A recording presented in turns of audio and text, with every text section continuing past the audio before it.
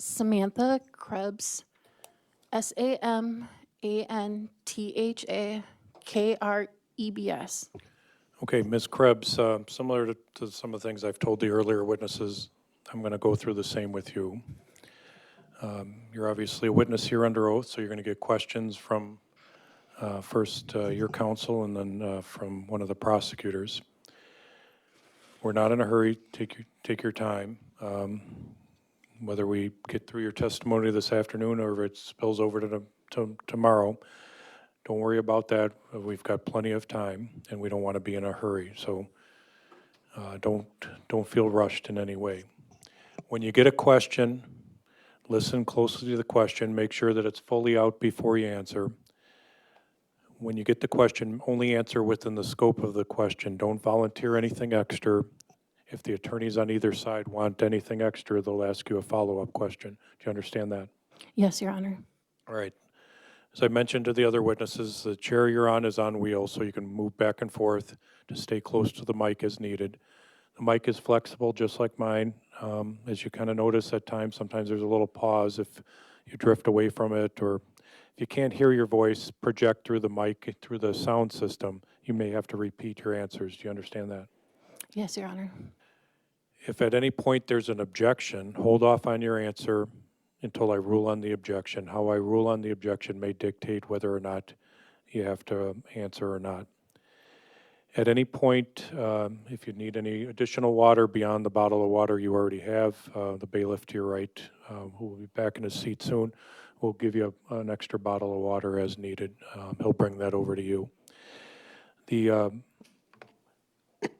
notice during some witnesses, they were presented with documents or sometimes recordings were played during their testimony to refresh their recollection and remind them of maybe some things that happened months or years ago.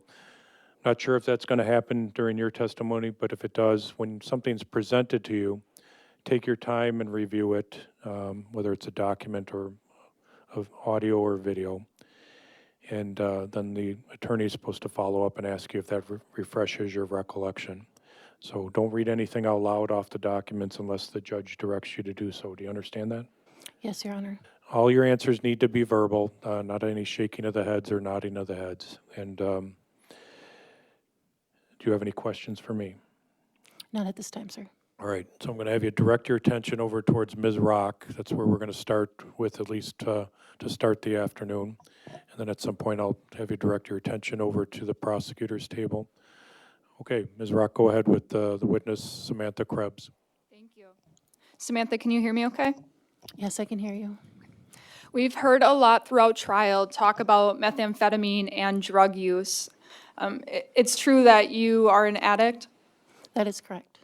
and have you struggled with addiction for some time? That is correct. What has been your drug of choice? Methamphetamine.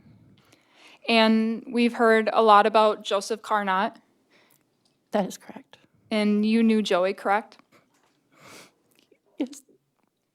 Can you tell us if you recall when about you first met Joey? June of 2023. And you developed more than just a friendship with him, is that correct? That is correct. You eventually were his fiance. That is correct. And your relationship with Joey, was it always good? No. We've heard that you've struggled with addiction. Did Joey have those same issues? That is correct. Throughout the time of your relationship, were you struggling with addiction? On and off, yes. And what about Joey? Same. Were you aware of what Joey's drug of choice would be? Yes. And what was that? It was methamphetamine. Were there often times where the two of you would use together? Yes. And were there times where the two of you would use separately? Yes. At some point, did you move in with Joey? Yes. When was that? Like a year and 6 months ago? Or 6 months before the incident? So fair to say beginning of 2024? correct. And if you recall, when did you and Joey become engaged? I would say after like 7 months of being together. So prior to you moving in? Yes, And when we say you were living together, that's at the apartment, this apartment 5 that we've heard a lot about, is that right? that is correct. We've heard that Joey had a son. Are you familiar with him? Yes, he had a little boy named Cason. And were there times where you would spend time with Cason?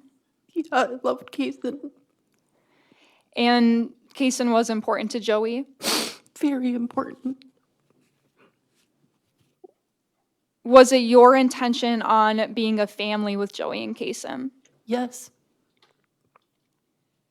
After you had moved in with Joey, or really at any time, did there begin to have issues with Joey and his custody with Cason? can you repeat the question? Sure. At some point in your relationship with Joey, were you aware that there were issues with his custody of Cason? Yes, Can you kind of tell the jury about those issues? yes. Joey was going kind of from job to job because he was struggling with addiction, and his mother of his child, Brittany Hippis, she decided to take him to court for custody. Joey was upset by that. Perry, Were you upset by that? Perry, Now, you've talked about how Joey was struggling with addiction, and so were you. We've heard that you were on probation at this time. Is that true? that is true. And have you been convicted of a crime? Yes, 14. And so you were on probation in July of 2024, is that right? Correct. Specifically, on the night of July 18th of 2024, you were on probation. That is correct. And were you using around that time frame? So let's focus on July of 2024. Yes, What about Joey? yes, You were aware also that in addition to struggling with addiction, Joey had some mental health concerns, is that correct? yes, You were aware of his diagnoses? yes. And what were you aware of those to be? He had ADHD, childhood trauma. He had major brain injury, and also bipolar, manic, and depression, anxiety. And as part of being in your relationship with Joey, did you witness him struggling with those issues? Yes. What types of things did you witness? I would witness him use and then become delusional, or say and do things that he didn't mean.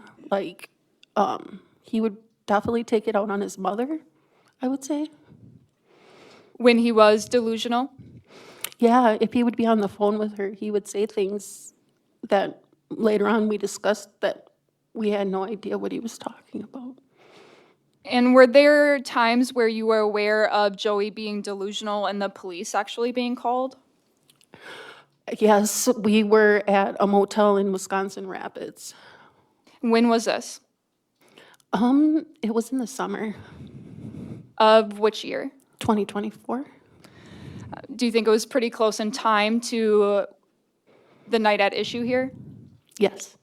And can you tell us what you recall about that incident? I'm going to object, Your Honor. I think this is beyond the scope of the trial that we're on. All right, I'll visit the attorneys at sidebar, so the jurors can stand and stretch while I visit with the attorneys at sidebar.